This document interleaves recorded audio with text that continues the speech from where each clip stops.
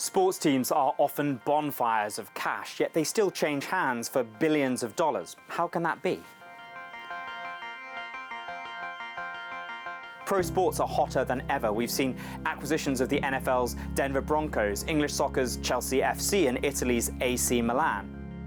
Check out this chart. The $15 billion of deals completed in pro sports by August 2022 were already more than any full year on record.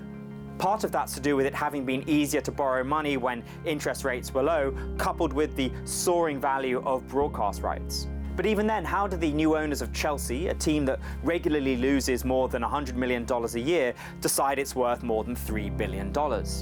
It's a particularly challenging question in European soccer. When you try to decide how much a business is worth, you tend to look at how much money it's going to make over the next few years and work back from there. If you're confident you can predict how much a company will make in 10 years' time, and that's a high number, then the company gets a high valuation. If you can only predict 2 or 3 years out and it's a low number, the valuation is far, far lower too. In soccer, accurately predicting how much money you're going to make is an all but impossible task. Get relegated to a lower division or fail to qualify for the lucrative Champions League and you might take a $100 million hit to your annual revenue. Sell a star player and you might get a one-off $100 million boost to your revenue.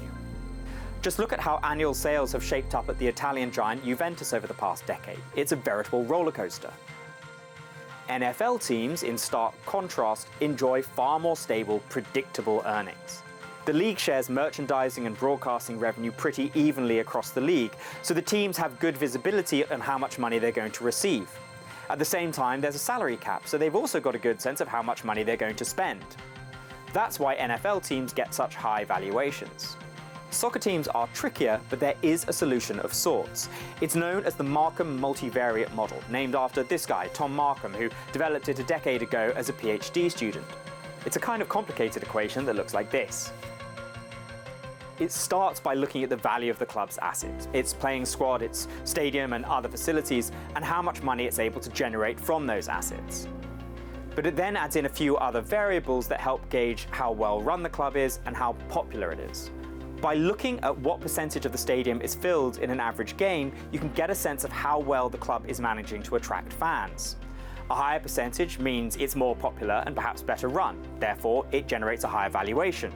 The percentage wage ratio, meanwhile, looks at how much of the club's income is used to pay the playing squad. A higher percentage means the club may not be run very efficiently, so its earnings may not be as sustainable, and therefore generates a lower valuation. Is this a perfect solution? No. But it is a formula that a lot of would-be sports team owners use.